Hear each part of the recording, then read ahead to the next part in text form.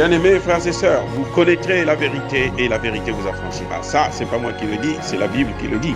Mais moi, je vous dis mieux. Vous connaîtrez la vérité historique, notamment celle de vos ancêtres kémites, et vous aurez une vision globale de ce que c'est que la vraie souveraineté politique. J'ajoute, vous reviendrez à la spiritualité africaine ancestrale et vous comprendrez les enjeux de l'indépendance économique.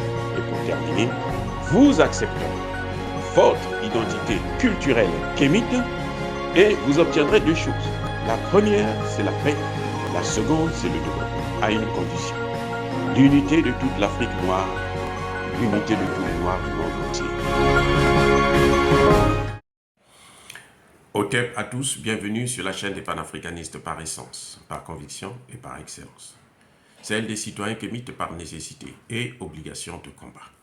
Nous sommes une chaîne qui n'est guidée que par nos ancêtres et rien que par les ancêtres qui appartiennent à l'égrégore du monde noir. Par conséquent, nous ne croyons en aucun Dieu venu de l'étranger. Toutefois, cette vidéo n'est aucunement destinée à inciter à la haine ou à la violence, car nous menons un combat qui est d'abord et avant tout spirituel, intellectuel et démocratique. Ensuite, il est politique, géopolitique et géostratégique, contre l'impérialisme, le colonialisme, le néocolonialisme et l'endocolonial, qui sont tous qualifiés de crimes contre l'humanité. Nous menons ce combat sur la base du principe fondamental que nous avons hérité de nos ancêtres kémites, qui est celui de la Mahat, c'est-à-dire solidarité, vérité et justice. Vous êtes donc en droit de connaître la vérité et nous avons l'obligation de vous dire la vérité, rien que la vérité, afin que justice soit rendue au continent africain. Et ça, c'est notre modeste contribution dans cette noble lutte en faveur de la souveraineté, la dignité, la solidarité et l'unité africaine. Ça, c'est ce que nous appelons le panafricanisme. Bien-aimés frères et sœurs, un député français, blanc, a mis à sa place un député noir. Eh oui, les Africains sont mécontents. Les Africains se disent que ils n'avaient pas le droit de le faire. C'est rigolo. C'est-à-dire que c'est incroyable. J'ai toujours dit que notre ennemi, l'ennemi de l'Africain, c'est ce peuple-là. C'est cette race qui nous détruit. Chaque fois que nous sommes avec elle, elle nous détruit. Et nous, on a toujours tendance à se rapprocher d'eux. On ne peut pas faire quelque chose sans eux. On pense que tout ce que nous devons faire, ils doivent être impliqués. C'est pour ça qu'ils s'ingèrent dans nos affaires. Même s'il y a des gens qui disent que ce n'est pas la population, c'est la classe politique. Non, c'est un peuple qui est comme ça.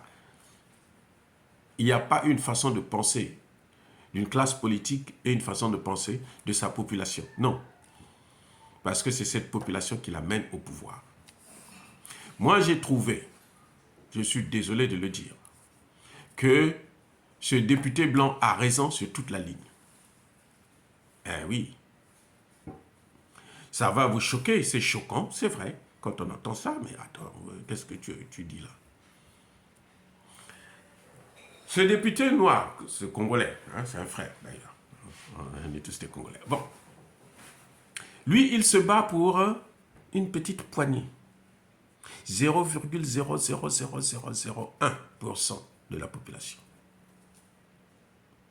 Parce que n'oubliez pas que l'Afrique compte maintenant 1 milliard 200, 300 ou 400 millions d'habitants. Donc les 500 qui traversent la Manche, hein, sans compter ce qu'ils massacrent, parce qu'on sait aujourd'hui que les policiers italiens et autres là tirent sur ces pauvres qui essaient d'aller de l'autre côté. Ce petit nombre-là, ce n'est pas ce qui va développer l'Afrique. Ce n'est pas ce qui va arranger le problème. La solution de l'Afrique, ce n'est pas se battre pour les sans-papiers en Europe. Parce que vous voyez comment on présente la situation des sans-papiers. On fait croire que ceux qui sont sans-papiers là, ce sont que des Noirs. Mais le combat des sans-papiers là, il y a les Indiens, il y a les Chinois, il y a les Pakistanais, il y a les toutes les nationalités occidentales, des pays pauvres, même des pays riches comme la Chine. Toutes les nationalités sont impliquées dans ce que vous entendez parler de sans-papiers. On vous présente seulement les Noirs, les Africains. On fait croire que ce sont les Africains qui ont des problèmes de papier en Occident, notamment en France. Moi, je vous dis, je l'ai vécu ici aux États-Unis, vous avez beaucoup. Vous avez même aux États-Unis, là, pour le problème, les sans-papiers, là, il y a même des Européens, des Français, des Anglais, des ceci, des Allemands et tout, qui sont sans papier. Quand ils savent que vous êtes noir et vous avez les papiers, vous avez la nationalité, vous avez tout, ils cherchent ils se lient à vous, là, ils s'accrochent à vous, ils veulent vous épouser, ils veulent ceci, ils veulent cela, pour que vous puissiez leur donner les papiers. Donc le combat de sans-papiers, là, que les Africains sachent, ce n'est pas pour eux. Le vrai combat des Africains, ça doit se mener à l'origine. On attaque le mal à la racine. C'est à la racine qu'on attaque le mal. Ce n'est pas en Occident, c'est en Afrique. Selon moi, je pense que ce député, s'il était très intelligent, comme il l'est d'ailleurs, il semble être intelligent, mais il devait venir se tourner vers l'Afrique, se poser la question de savoir pourquoi ces Africains cherchent-ils à traverser. Et puis on les canarde comme ça là. Il devait poser le problème des relations entre l'Afrique et l'Europe, entre l'Afrique et la France. Parce que les gens là se déplacent pourquoi? Ils suivent le chemin de leur matière première. Attendez, je répète. Ceux que vous voyez là, qui vont à la nage là, ça dit que sans le savoir, sans le vouloir, ils sont en train de suivre le chemin parcouru par leur matière première. C'est ça que les matières premières africaines là qui sont en train de suivre. Parce que l'Europe obtient, s'est développée. Avec quoi? Aujourd'hui, nous le voyons avec la Russie. La Russie a prouvé, a mis à nu les pays occidentaux, et notamment les pays européens, les puissances européennes. Elles n'ont aucune matière première. Les matières premières, ça vient d'Afrique. C'est ce qui font d'elles, ces puissances-là, des puissances économiques, militaires et autres. Ils n'ont ni or, ni diamant, ni pétrole, ni gaz, ni quoi que ce soit. Quand la Russie a fermé les vannes, on voit la catastrophe. Ils n'ont même pas l'uranium. Alors que ce sont eux qui ont des armes nucléaires. Ce sont eux qui ont l'électricité chez eux à 100%. Et chez nous, il n'y a pas d'électricité. Ils viennent prendre l'uranium chez nous pour alimenter leur population. Et chez nous même, il n'y a pas d'électricité. Voilà le vrai débat que le député, s'il était vraiment sérieux, c'est ça le débat qu'il allait soulever. Ce n'est pas un faux débat, non. Il faut les laisser rentrer 300 immigrés clandestins qui ont traversé dans des conditions lugubres. Ça, ce n'est pas un débat. Ça, ce n'est pas la solution au problème. Parce que quand on va les recevoir, il y en aura d'autres qui vont revenir. Sur 2000 qui tentent le voyage, il y en a 200 qui vont réussir. Les autres, ils sont morts. Des femmes, des jeunes, des enfants. Ceux-là sur lesquels on doit compter pour développer l'Afrique, sur lesquels on doit compter pour redonner à l'Afrique sa valeur, sa place dans le monde. Ce n'est pas la réception de ces gens-là qui fait le bonheur des autres. Vous allez me dire, oh ben, toi tu dis ça parce que tu as vécu là-bas, tu as eu les papiers, tu as la nationalité, tu as ceci, tu as cela. Non. C'est la réalité, les gars. Aujourd'hui, si on veut régler le problème, il faut régler le problème des relations, des profits mal acquis. Ils font de gros profits sur notre dos. Plus ils font de profits, plus nous on s'appauvrit. C'est le problème qu'il faut poser. Et ce problème-là, ça doit partir de l'Afrique. Ce problème-là, ce député noir-là, qu'on a renvoyé de repartir chez lui. Là. Et c'est normal qu'il faut qu'il reparte en Afrique, puisque c'est en Afrique que ça se passe. On a besoin des cadres comme ça en Afrique. Comment voulez-vous que l'Afrique se développe si les cadres, ceux qui arrivent à l'étranger, qui font des études, qui terminent, ils ne peuvent pas rentrer, ils restent là-bas pour faire la politique là-bas, pour développer ces pays-là. Ce député, ce qu'il fait là, c'est pour juste avoir sa place, continuer à être député. Pas parce que il aime l'Afrique et les Africains. Non, non, non, non, non, non. C'est faux. Parce que s'il aime l'Afrique, là, il est congolais, non? Pourquoi il ne dit pas que non, mais lesquels qui nous disent, lesquels qui financent Kagame? Ce sont des millions de personnes qui meurent. Lesquels qui financent? Ce n'est pas les Occidentaux. Est-ce qu'il a déjà pris le temps de soulever ce problème pour que l'on puisse savoir qu'effectivement, il y a un problème et il faut proposer des solutions? Est-ce qu'il pose le problème du franc CFA qui ne cesse d'appauvrir les pays africains? Est-ce qu'il pose le problème de l'argent que les gens dépensent? Comment les matières premières qu'ils viennent voler en Afrique? C'est ça qui fait fuir. C'est la pauvreté qui fait fuir les gens. Donc le problème, il faut le résoudre d'abord en Afrique. Qu'ils repartent en Afrique. Qu'ils repartent en Afrique. Faire des vraies propositions là-bas. Ou s'il est là-bas en France, qu'il fasse des vraies propositions. Ce n'est pas ça. Ça là, ce qu'il fait là, c'est pour maintenir son pouvoir. C'est pour honorer les Occidentaux. On l'a vu quand Barack Obama est passé président des États-Unis. Qu'est-ce qu'il a fait pour l'Afrique? Eh bien, je vais vous dire ce que Barack Obama a fait pour l'Afrique. Ça, c'est le meilleur. Hein. Ça a été le gros morceau. Barack Obama est celui-là qui a détruit la Libye. C'est pour ça que vous voyez ces immigrés-là passer en masse n'importe comment. Kadhafi arrivait à les contenir. Barack Obama et Nicolas Sarkozy ont tué ce garçon, le colonel Kadhafi.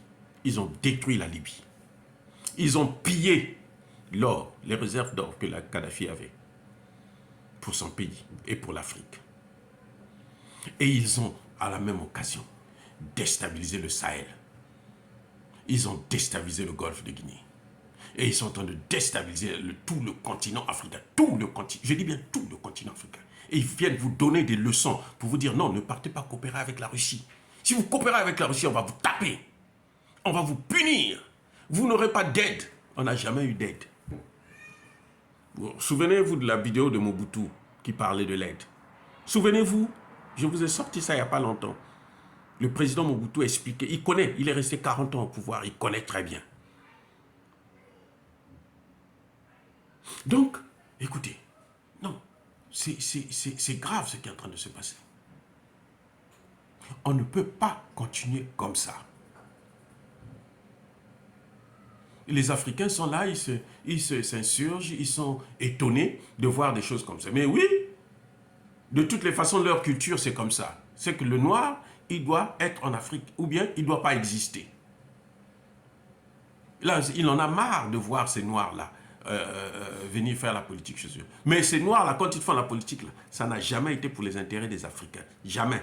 Citez-moi un seul.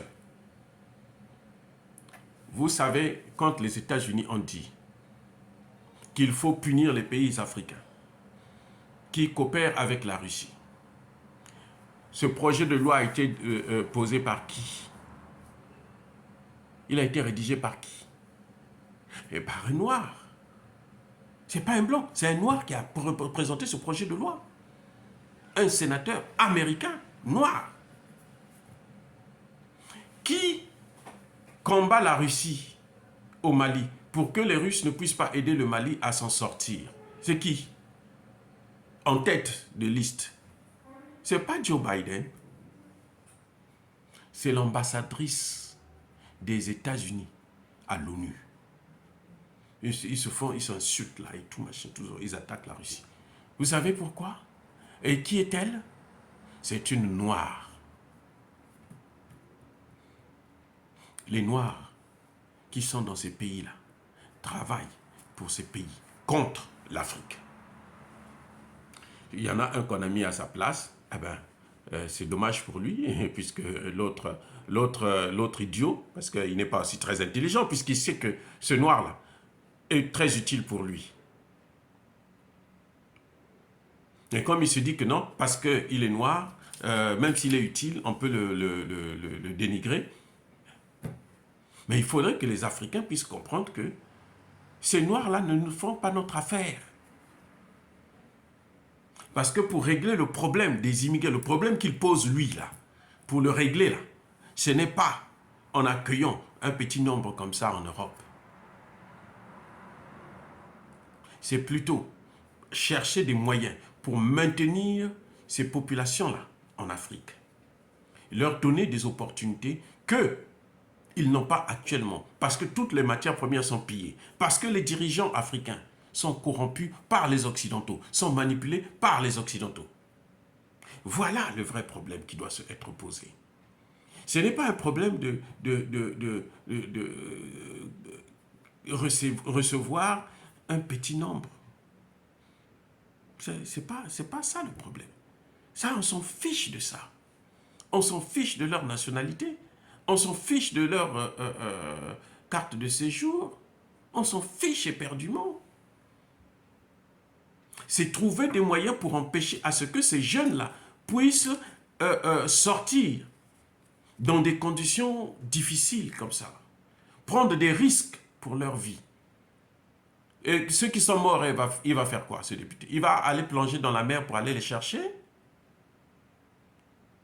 Attendez, dites-moi. Parce que quand ils tentent comme ça, là, le plus grand nombre là, reste dans la mer. C'est la nourriture des caïmans et des requins. Le plus grand nombre là, reste dans la mer. Et c'est ceux-là notre problème. Pas ceux qui arrivent sur le terrain et qui sont maltraités. Ils ne sont pas chez eux, c'est normal qu'on les maltraite. Plus ou moins. Même si chez nous, les leucodermes, quand ils viennent chez nous, ils sont toujours trop bien accueillis. Trop bien accueillis. Ils sont comme des pachas d'ailleurs. Quand un blanc arrive en Afrique, un an plus tard, il devient même riche, milliardaire, millionnaire. Même les blancs illettrés là, Bernard Tapie s'est enrichi où? On n'a jamais dit ça, mais en fait, Bernard Tapie s'est enrichi au Centrafrique. Il était là, il chantait dans des cabarets, il a appelé le CAP. Valéry Giscard d'Estaing l'a envoyé, il allait gérer les diamants de Bokassa. Un illettré qu'on prend pour envoyer, pour aller gérer les diamants de Bokassa. Eh oui, c'est ça le problème. Donc moi, je trouve, pour moi, ce n'est pas un débat, ça. Qu'on renvoie ce noir-là, ce député noir, en Afrique, sa couleur de la peau, bah, sa place, justement, sa vraie place est en Afrique. On a besoin des cadres comme ça là pour venir développer l'Afrique. Quand vous le voyez pour chercher à se battre, pour développer l'Europe, pour développer la France, eh ben c'est qu'il n'est pas avec nous. Eh oui. Pour moi, c'est tout à fait normal. Tout à fait normal. Le problème, c'est que nous devons prendre la graine pour que nous aussi, on puisse faire la même chose. Vous allez en Côte d'Ivoire, vous avez des sénateurs blanches. Une blanche qui est sénatrice.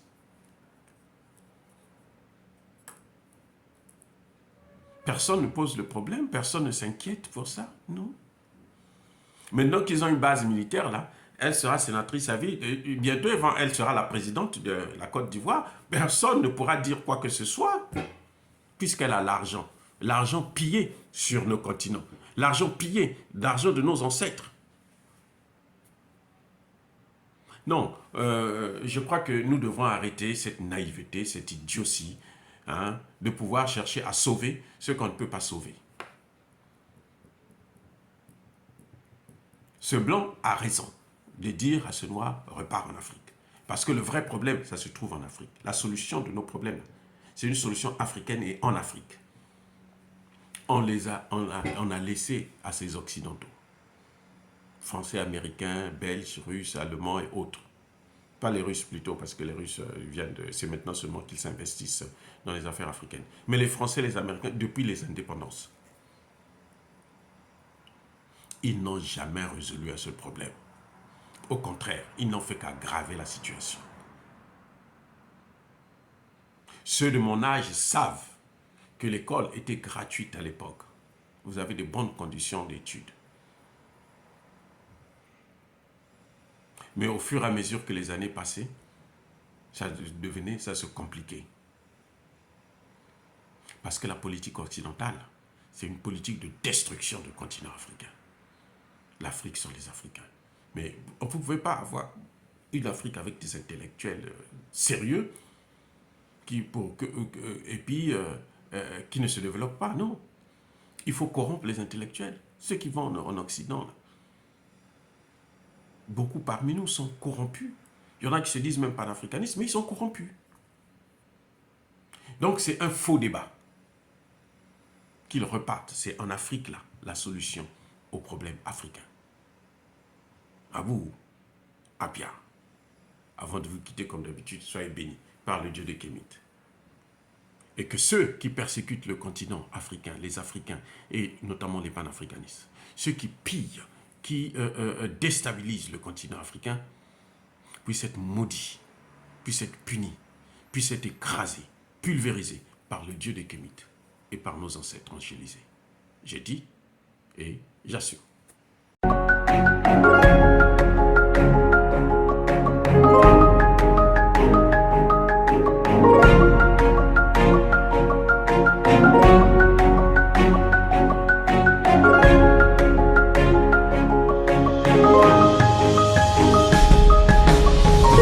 Eux, ils marchent par la foi et non par la vue. Mais moi, je vous conseille vivement de marcher par la connaissance scientifique et historique, notamment celle de nos ancêtres kémites, par les 5 sens et par l'intelligence. À vous, Apia.